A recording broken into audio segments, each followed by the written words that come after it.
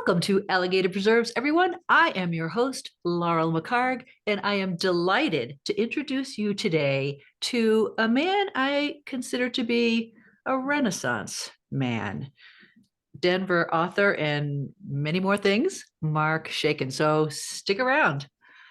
Mark Shaiken, welcome to Alligator Preserves. Hi, Laurel. Thanks for having me on. Oh, you're so welcome. And tell me, you're in Denver, yes? Are you buried in this white stuff right now? Well, we got a lot more snow than I think I expected. It just kept coming down. It wasn't a blizzard-like thing, but it snowed for 12 or 14 hours. So It sure we have a good amount. We do too. I'm looking at the trees outside and they're just laden with snow, but bright blue sky like we generally have in Colorado. So I'm Here not too. complaining. Yeah, awesome. Well, Mark Shaiken, I have read your book, Unfair Discrimination, which we will talk about today. But first, I like for my authors to tell our audience about themselves rather than me listing a whole bunch of things. So without going into your backstory, which we will get to later, who is Mark Shaiken today? Well, who was Mark Shaiken? I was a lawyer for almost 40 years. And in 2019, just before the pandemic, I stopped going to court and hung up my wingtips and started to pursue the other things that I had done some of, but not enough of. And so today you are. So today I write books, I play guitar. We hope that we will be able to say that we are travelers again, and I volunteer a lot more than I was able to when I was practicing. Awesome. Isn't it a tough question? I mean, I'm still working on mine. If people ask me, who are you? Because you tend to list the things that you've done. And I guess that's what defines us in a way, right? Yeah, I mean, lawyers, if you ask a lawyer who they are, they'll tell you that they're a lawyer. And as I got older, I realized, well, that's what I do, but who am I? It's not actually necessarily the defining who are you by answering the question, what do you do? And I think we are different. We have different answers as we mature, which I think is kind of cool. You certainly have had different answers, and we will get to that.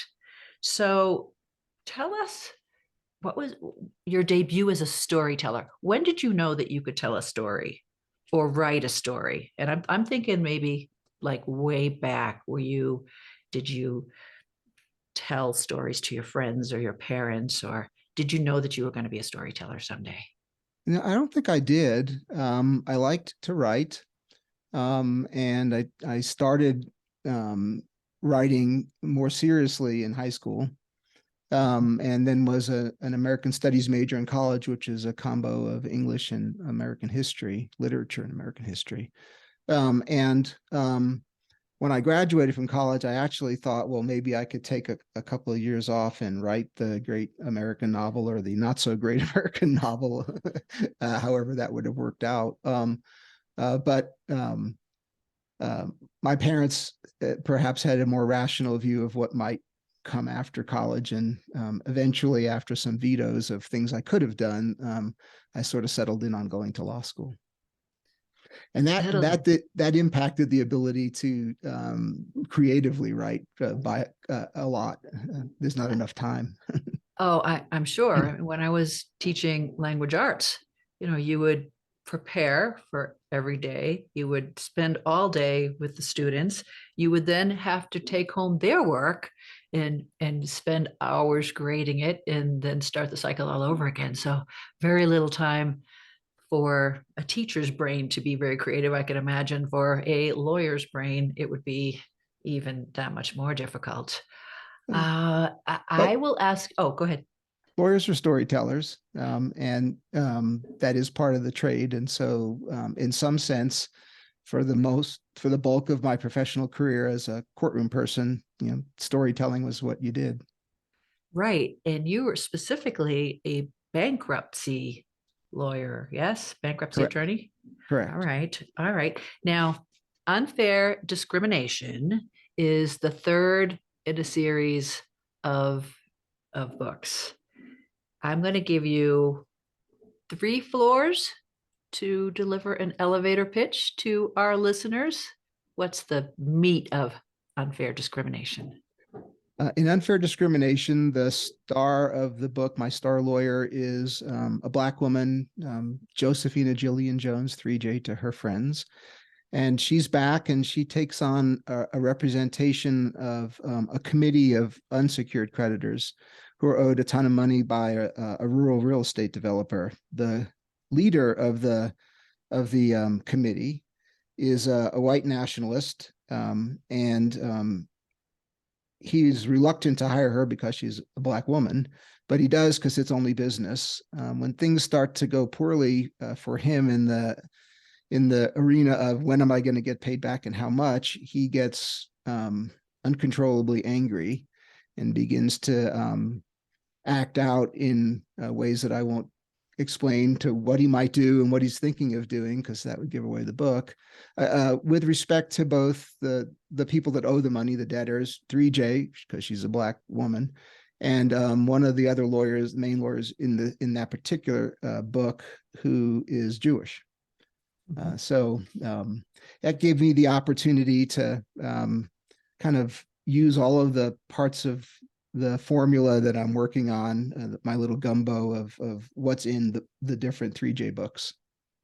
Quite a cast of characters. And I'm assuming that you don't have to read them in order, because I didn't read the first two, your first two being Fresh Start and Automatic Stay. Do you have copies of those you can hold up? And I'll hold up this. And if you're just listening to this interview, this visit with author Mark Shaiken, you'll have to go to the YouTube video and see the first two books in the series, in the 3-book series. All right. So you don't have to read them in order, right? Because they each have. You don't. I don't think you do.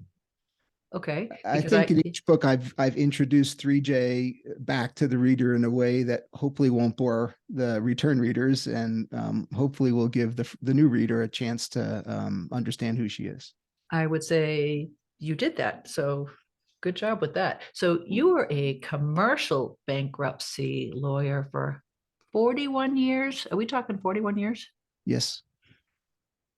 Do you wish you'd left the practice sooner? Well, boy, that you think that would be a yes or no question, right? But and it may be that no lawyer can ever answer a question yes or no. I've always thought that I was a bit of the reluctant or accidental lawyer. I went to law school to some extent to appease my parents, and to a very large extent to give myself 3 more years to figure out what I would do with my life. When I got out of law school, I immediately worked for a bankruptcy judge, which is how I kind of got into that line of work, the judge who I loved and still do. And the next thing I know, I was working at a really large law firm in Houston during the oil crisis of the early and mid 80s. And the next thing I knew, I'd been doing it for over 35 years. And on and off, I gave a lot of thought to, should I really be continuing to do this, and came up with some ideas, dreams, pipe dreams, crazy ideas of other things I could do. But once I started getting pretty close to the 40-year mark, I just thought I was old enough. I was mature enough, to use your word, perhaps. I'm not sure if my wife would agree with that, but I was old enough to make a decision to try some other things. Well, the only thing I remember from the law course I took back in the 80s is that tort has nothing to do with tasty pastries. It does not. It does not. There's nothing tasty about a good tort. Nothing tasty about a good tort. Oh my goodness. I think I still have my notes from that class. Probably a lot of them are scribbled and then illegible as I fell asleep. That's some heavy stuff. And so you've got a lot of legal jargon, legalese in the book, but it was fascinating because I learned a lot. The fact that there is such thing as unfair discrimination, right? So just give our listeners a little idea about the different classes of discrimination. How can there be something that is unfair discrimination? Because discrimination is unfair. I know you talk about that. So each of the books' title come from some phrase in or around the bankruptcy code. So Fresh Start, Automatic Stay are all very well-known bankruptcy concepts or statutes to bankruptcy lawyers. Unfair discrimination is another concept in bankruptcy that kind of fit the greater view of what I'm doing with the books, in trying to not have them be just a legal thriller, but give me a chance to be a social commentator perhaps as well. And it's such an odd phrase because in the real world, in a conversation, if you use the phrase unfair discrimination, somebody would say, well, isn't all discrimination unfair by its nature? And yet in the bankruptcy code, discrimination is okay amongst different creditor groups as long as it's not unfair. And of course, in Congress's infinite wisdom, it did not define unfair and left that for the judges to figure out what's fair and unfair.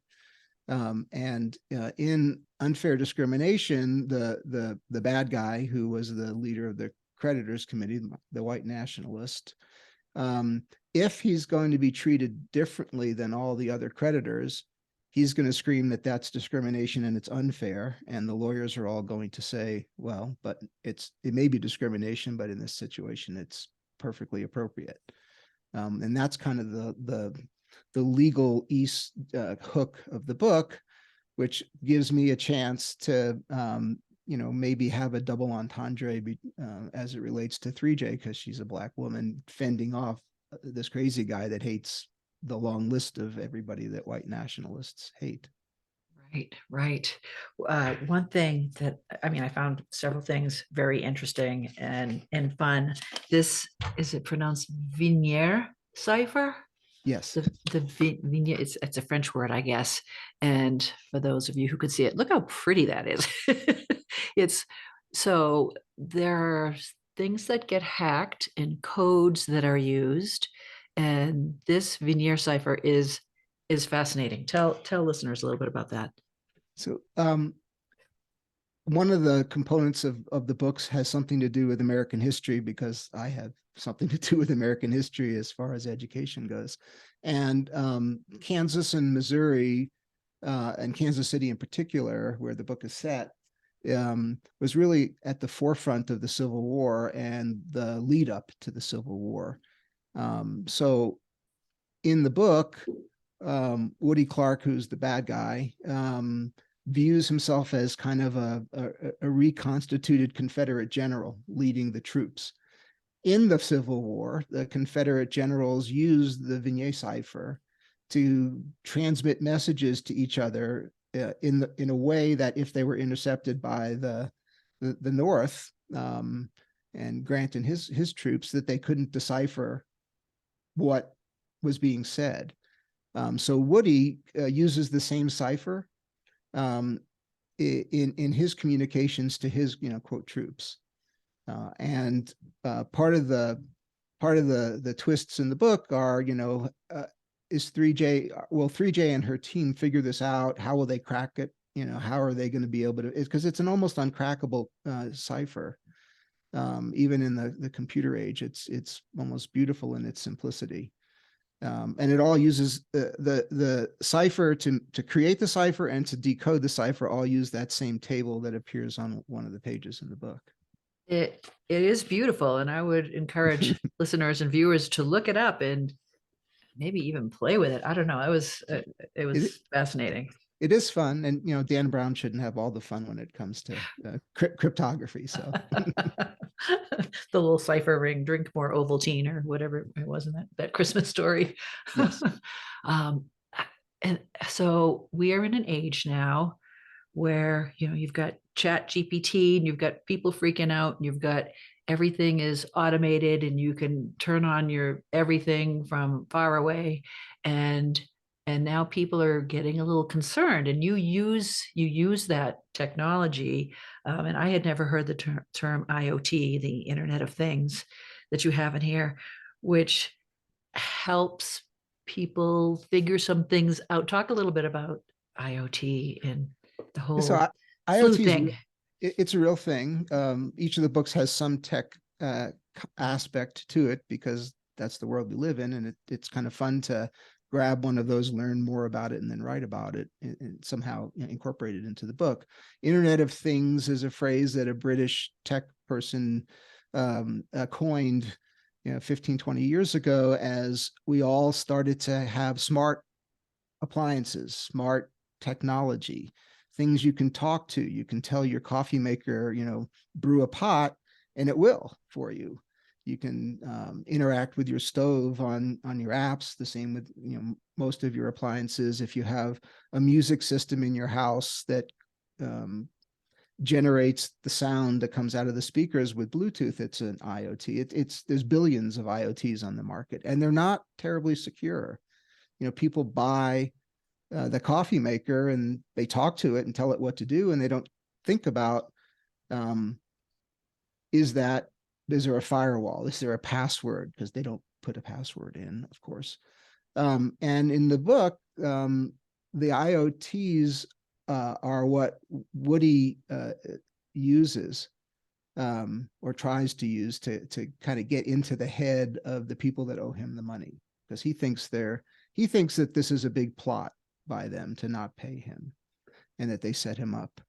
And that part of the book was kind of fun because it took a lot of research, and I wanted that to be as accurate as I could have it. So that's not fiction. So the books tend to mix fiction and nonfiction without necessarily telling the reader which is which kind of drove my editor crazy, because she kind of ran off to the internet to Google a lot of this stuff to see, was that fiction or is that real? So No, I mean, I did the same thing. I mean, I looked some things up because it's like, oh, this is really interesting, and I don't know about it. And that's how we learn.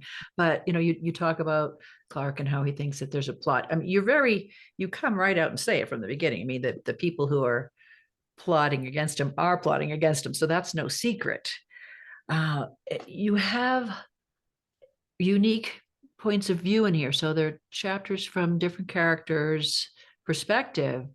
And what really, I guess took me by surprise is the first time Clark gave his rendition of what had just happened. And so you do that throughout. You have the antagonist, Clark, spouting really, really ugly things.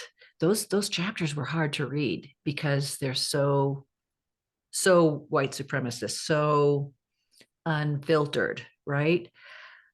So what would you say to someone who says that even your villain has to have a redeeming quality?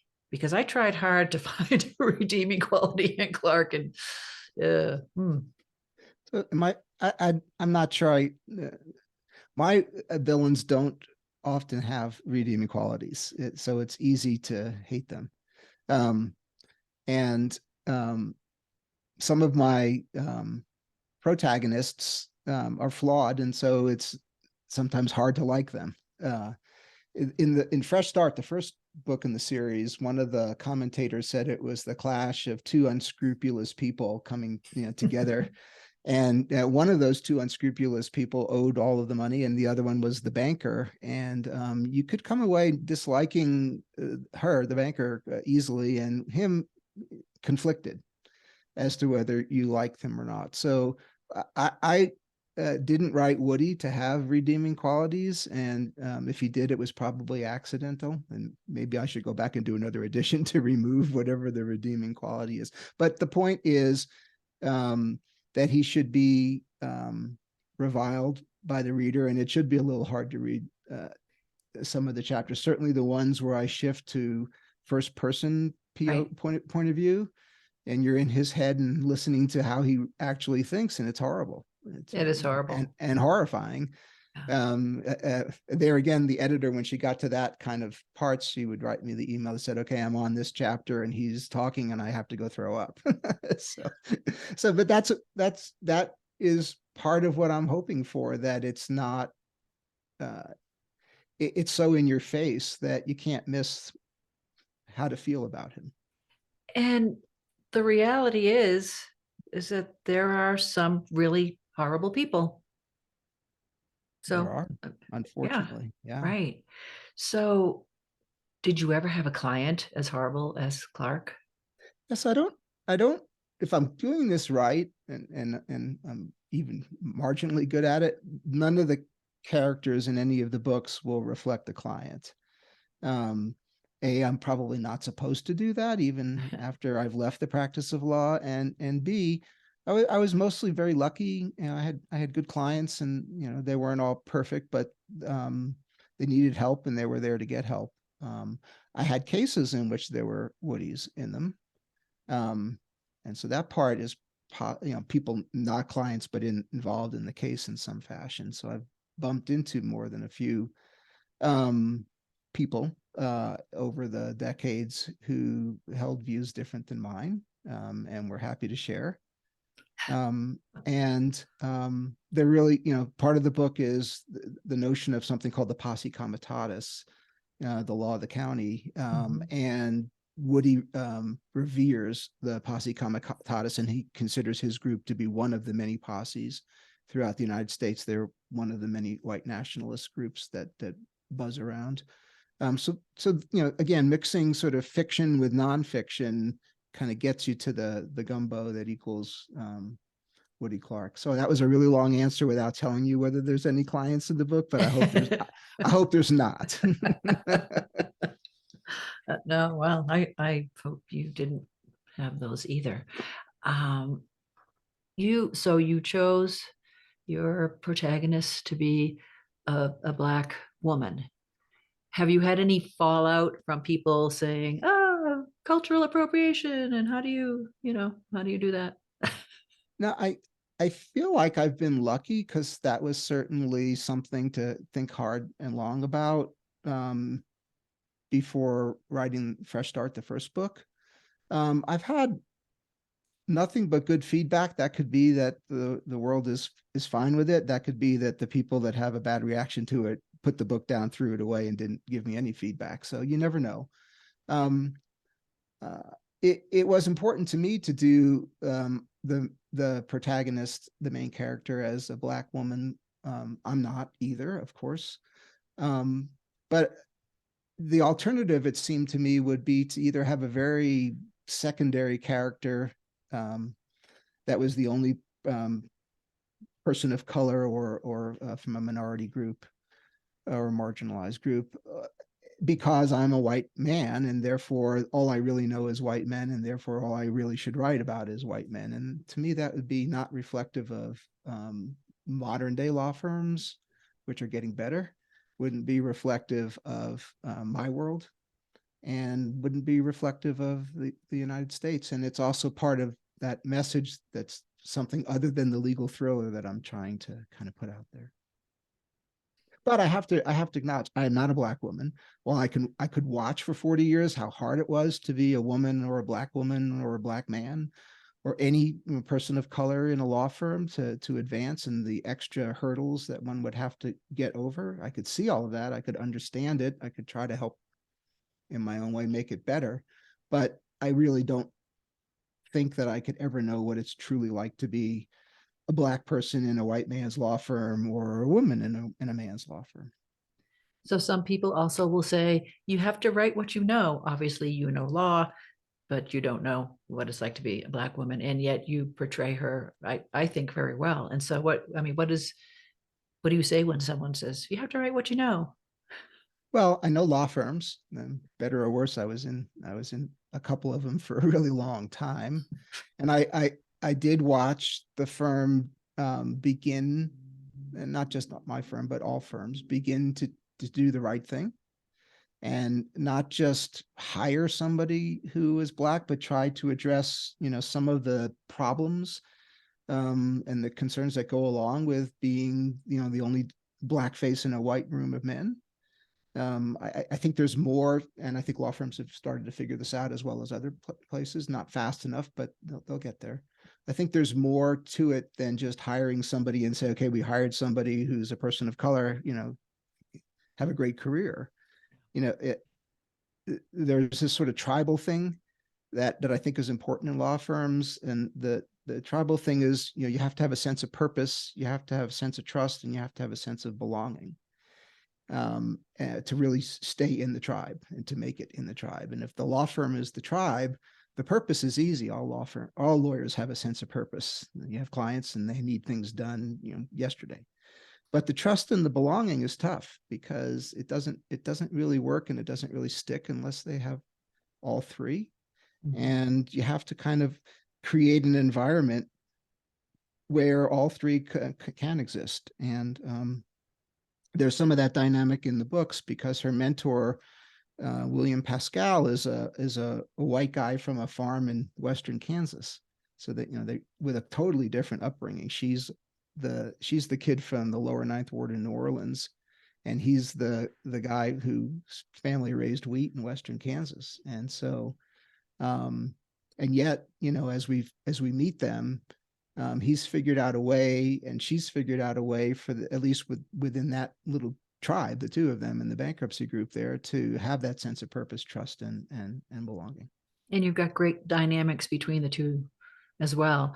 And I mean, you deal with a lot of issues here. You deal with ethics, and back to the whole when people are trying to find out information through that IoT situation, the ethics of that come about.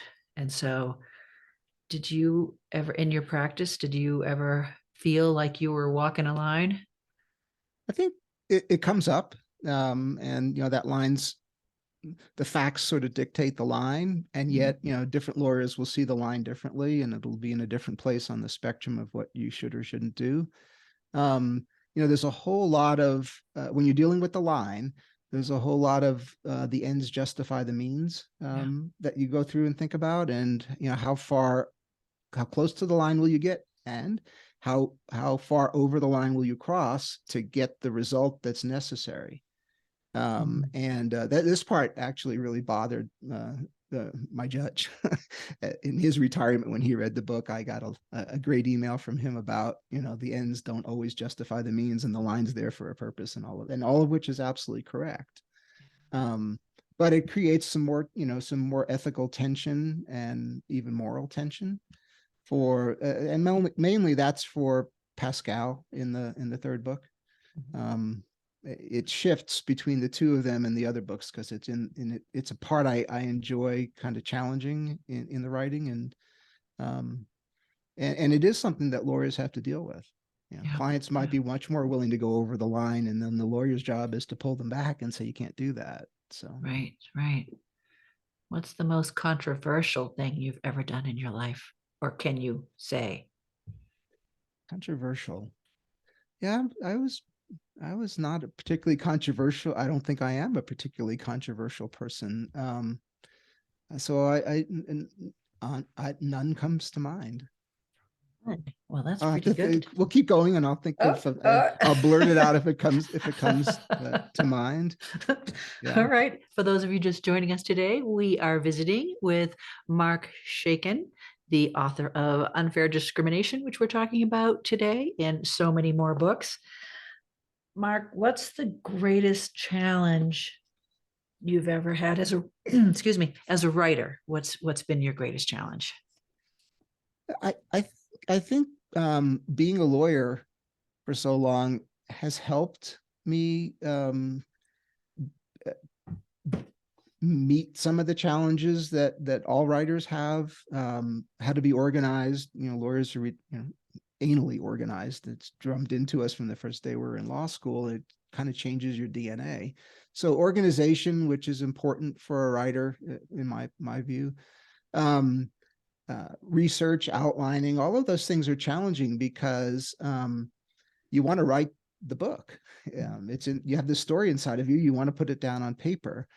And I think that for me anyway, being organized, coming up with a routine that works for me, and not being afraid to set the book aside to research something to make sure that what I'm about to say is correct or correct enough.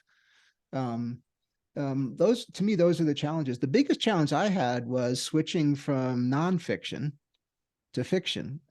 So setting aside whether any judge that I ever practiced in front of thought what I had written that evening before was fictional as opposed to a good argument. Setting that aside, I had never written fiction before.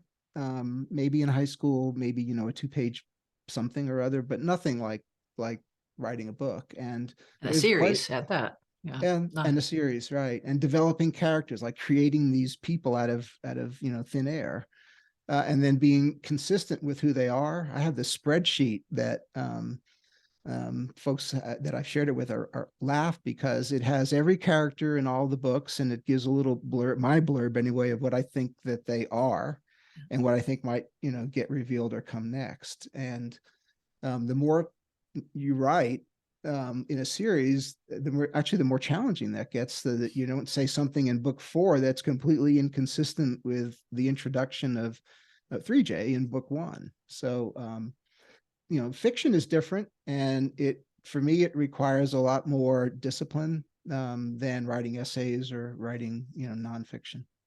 Are you in a writing group? Do you have critique people in your Uh, life?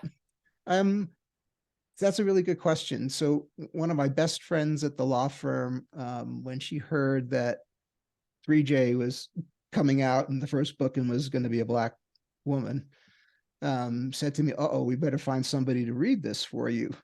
And that I hadn't really addressed. I hadn't finished the book yet, and so I hadn't really addressed in my thought process, would I have test readers or beta readers, and what was I asking them to do, and what was I going to take away from whatever they said, other than catching typos and grammar problems.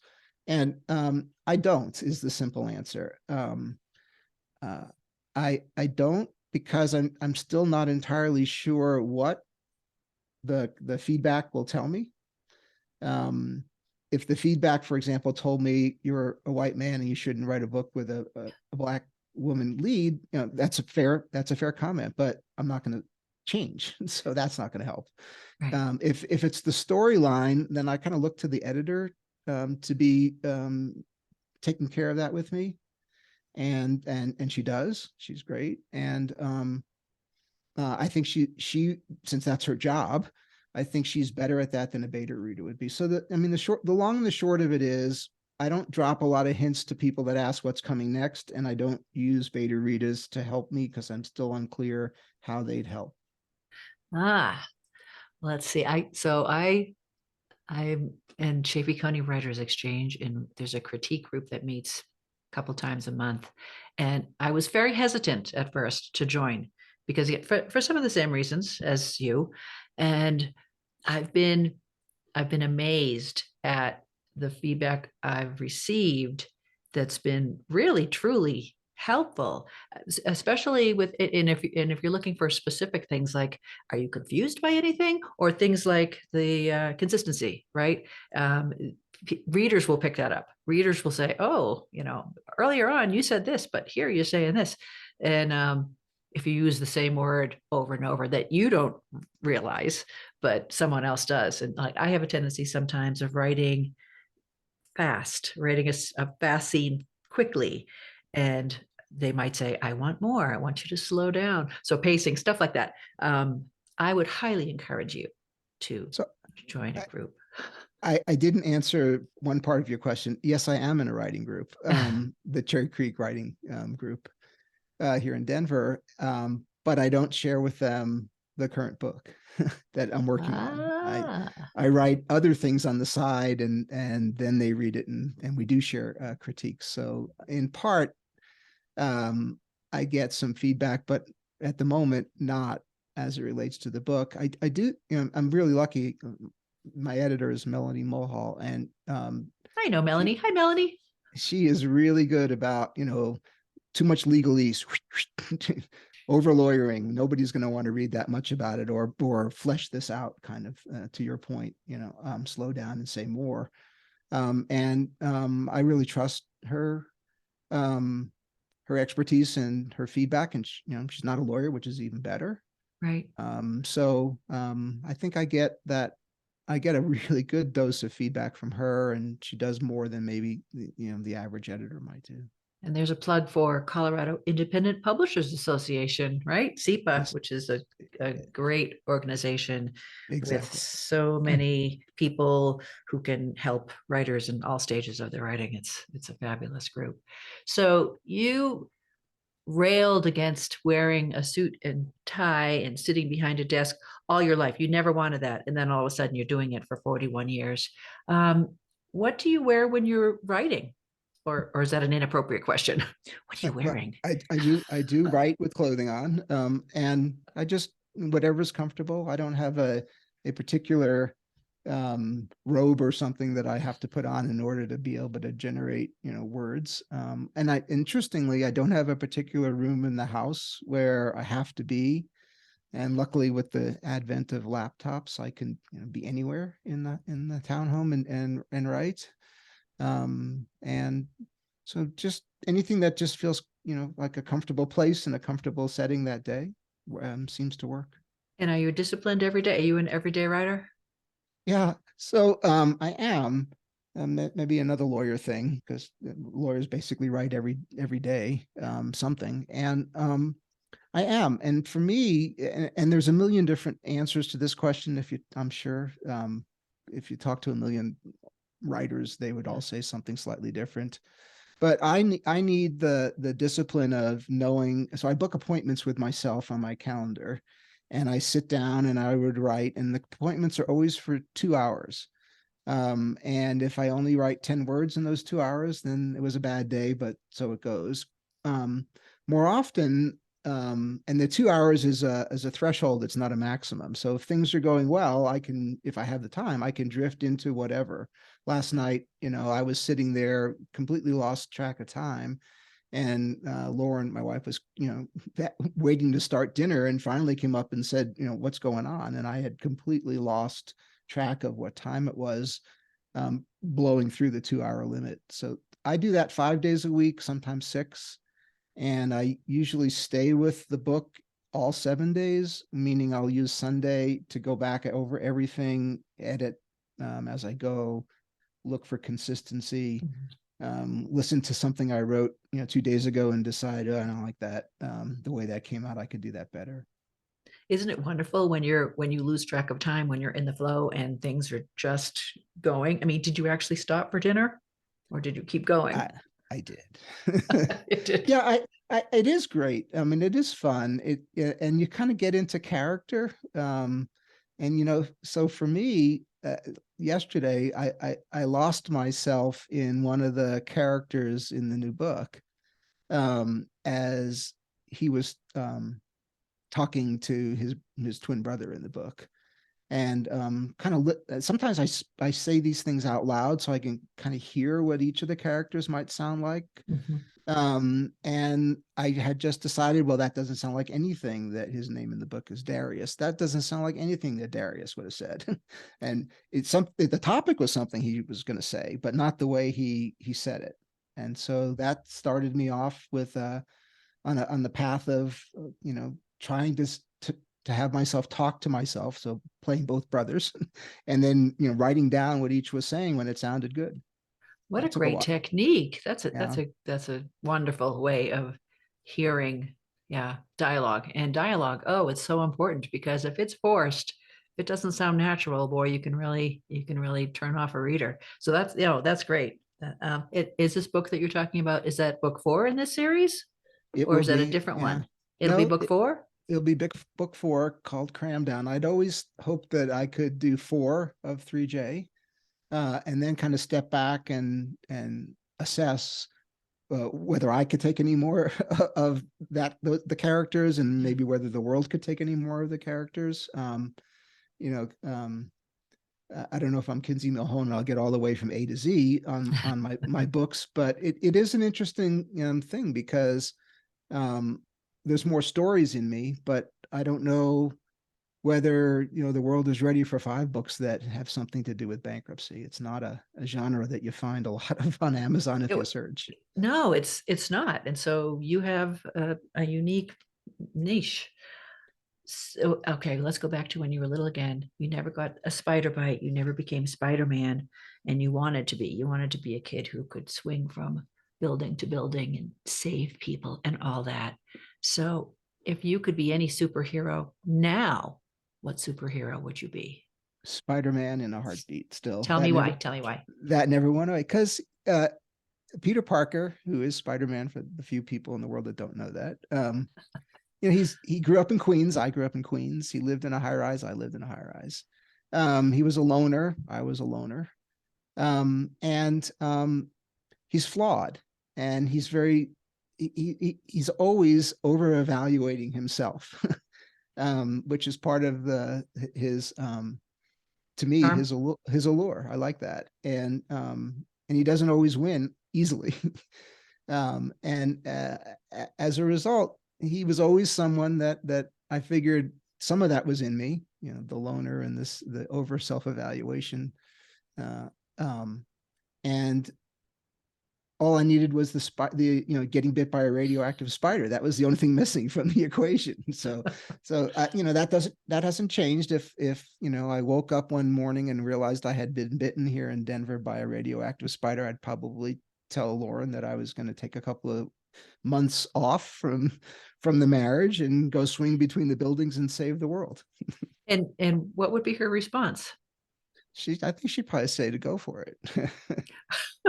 To Because go she's had to for listen it. to this for 45 years. So Wow. Would she come along and be a superhero sidekick with you? she'd be my Mary Jane. Yeah. All right. All right. All right. If she listens to this and she comes back at you, don't blame me for any fallout that might happen. She's heard it all before. I'm sure. So music plays a big part in your book. I'm assuming maybe in your other books too. Why? Because it's a huge part of my life. I've played guitar, not necessarily well, but I've played guitar since I was 11. So that's 50 plus years now. And I just love music and what music can do. And for me, music is someplace I can go and be either with somebody playing or alone playing. And so it works, in a variety of settings. I love jazz. Kansas City is a historically huge jazz hub. It was one of the 3 or 4 jazz hubs in the United States during the heyday, the beginning of jazz in the teens and the 20s, along with New Orleans, Chicago, and New York probably. And 3J, being a New Orleans kid, has jazz pumping through her blood, and she gets to Kansas City and adopts the sort of desire to know all of the history of the Kansas City jazz that she can get her hands on. So it gives me a nice chance to give her something that I know and that I love, that she can know and love. And so it's a bit autobiographical, right? When your character sits down with his guitar and plays alone. Yeah. So, yes. So Pascal is the guitar player in the bunch. We don't know if she plays an instrument yet. We haven't been told that yet in any of the books, but she loves jazz, which she got from her father in New Orleans. Her love for jazz.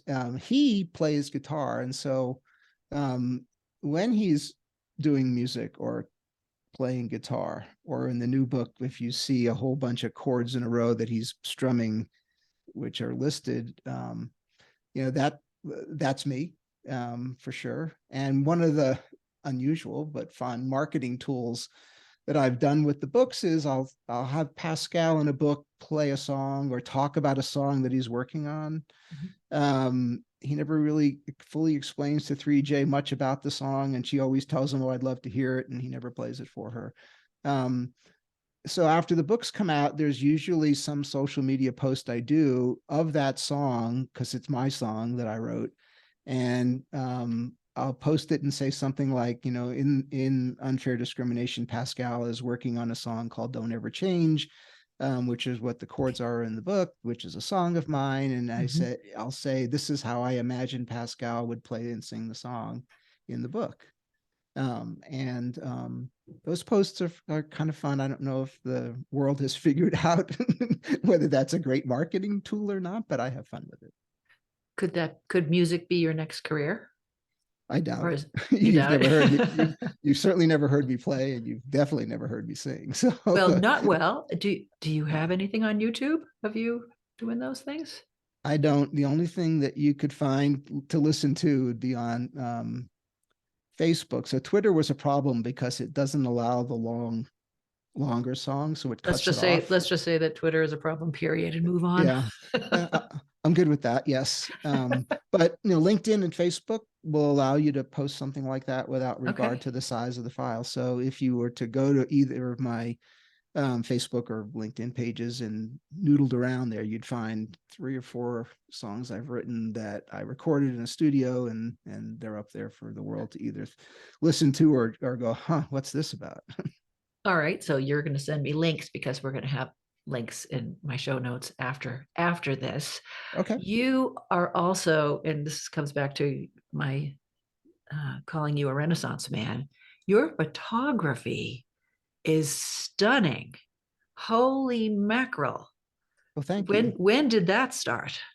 I'm colorblind, What? and yeah, so I'm colorblind, and it's somewhere sort of in the middle range. It's not severe, but it's well more than just slightly colorblind. And when I was in high school, there was an art requirement of all things in this really tough inner city high school I went to.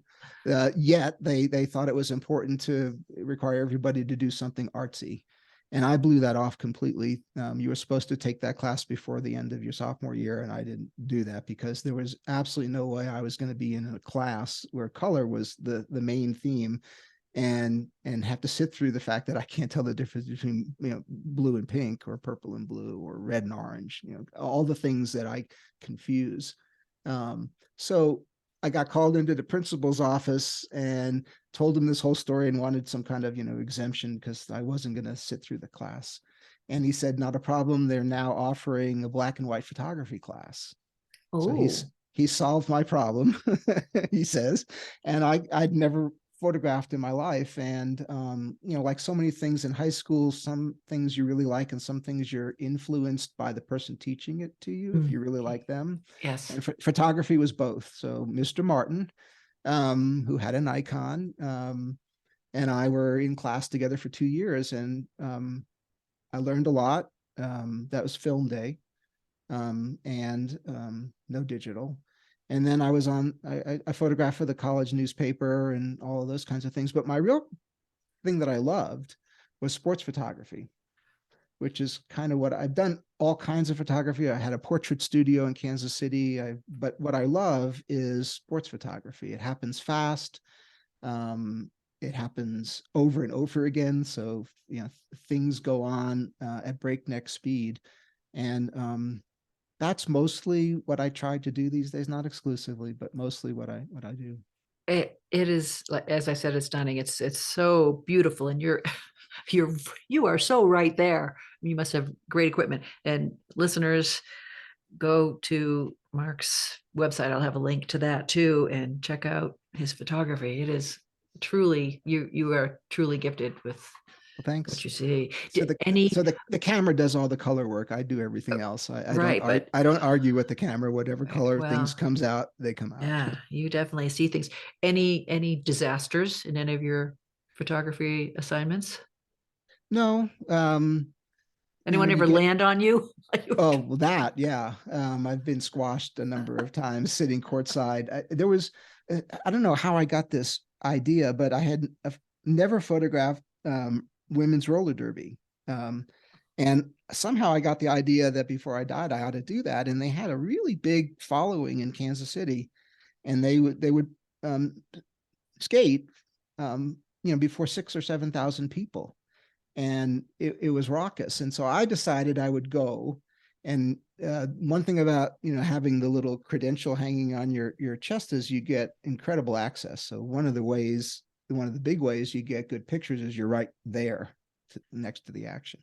And 3 or 4 of the women came flying around the curve, and off the track and on top of me. And I was laying on the bottom of the pile, and it was being broadcast live, of all things, on some Time Warner sports channel in Kansas City. And laying on the bottom of the pile, all I can remember hearing the announcer say is, "Oh my God, the photographer has been crushed under the pile." And Did you don't anyone ever, get a picture of that?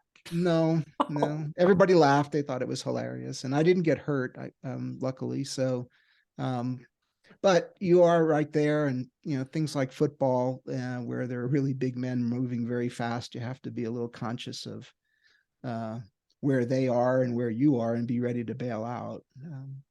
Basketball, you tend to sit under the basket, and if you've watched Nuggets games on TV, every once in a while a cameraman gets crushed by Yeah. a player who can't stop. So what you hope is that you're okay, of course, but more importantly that you haven't done anything to hurt the player, because they could break something if they fall Yeah. on you. Yeah. I was gonna say you don't want to hurt your equipment. You want to get that shot as they're landing on you.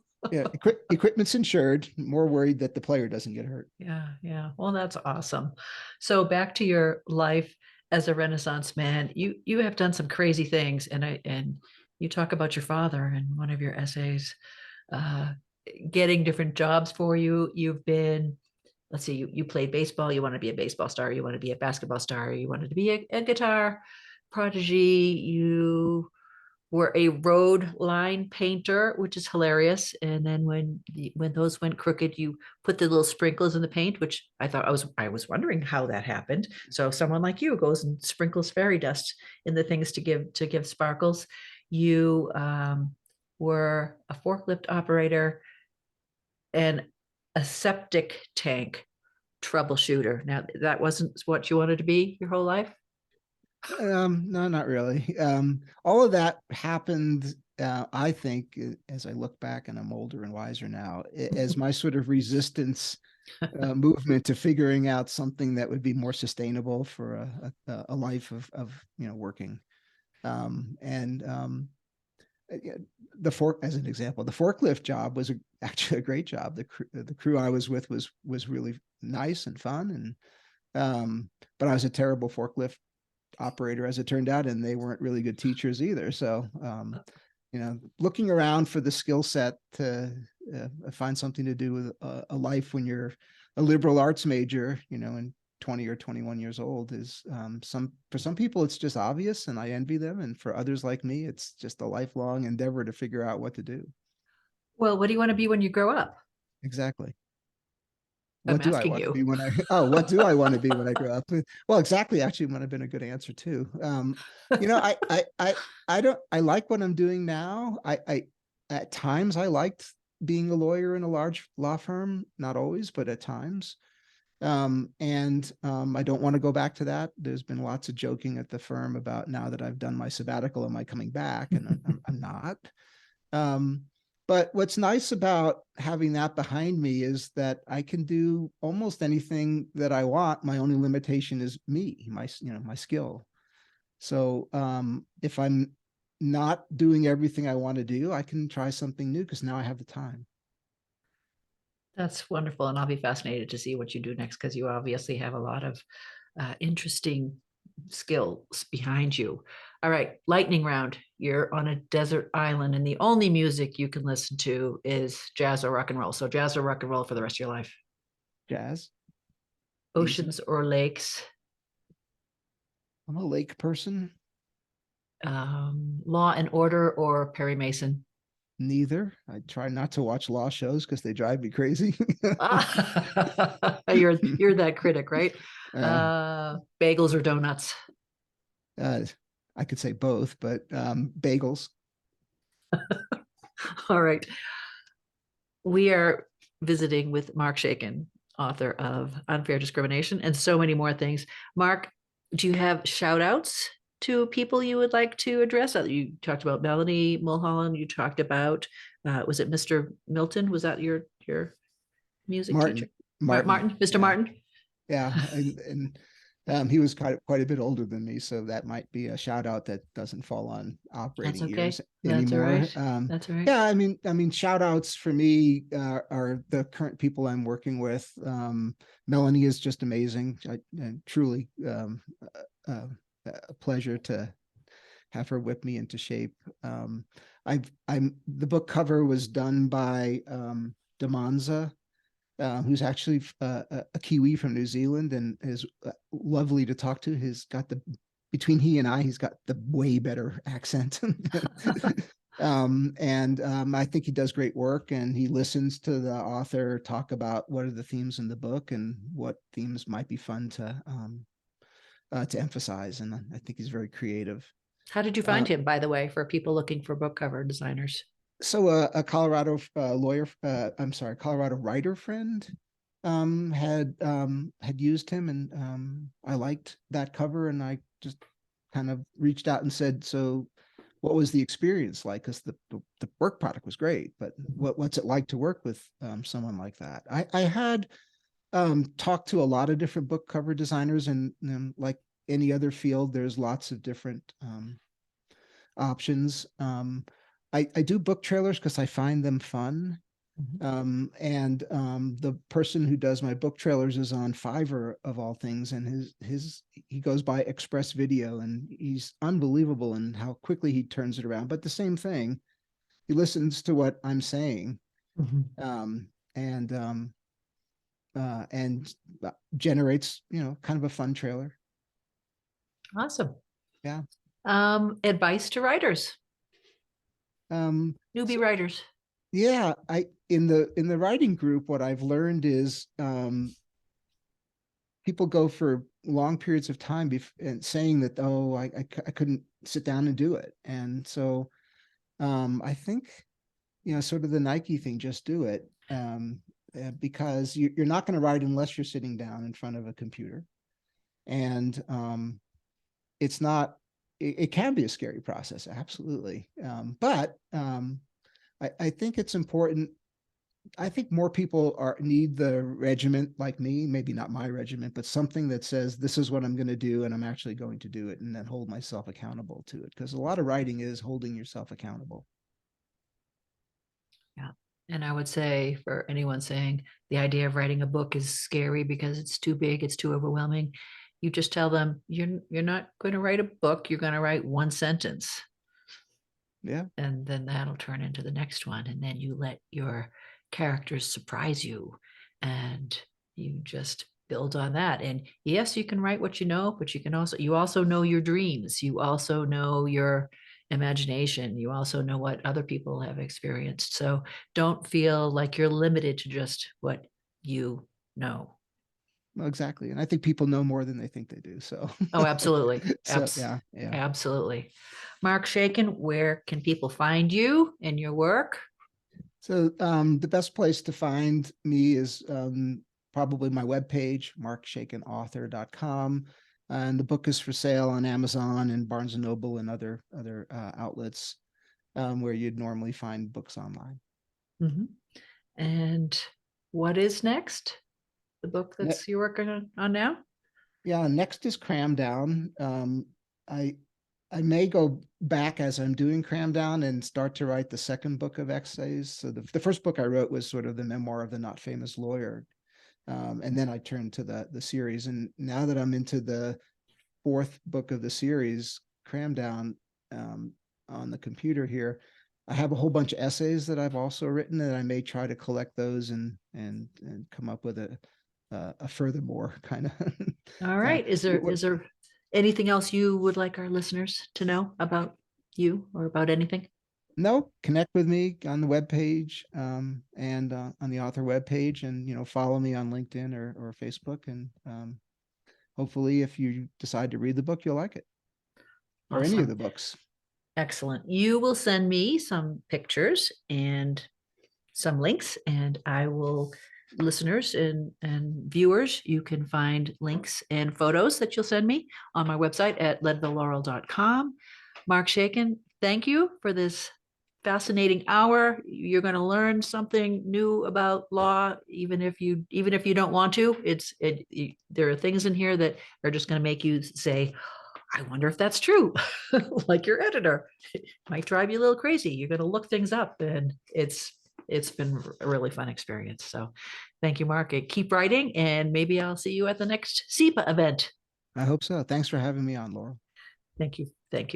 Take care, everybody.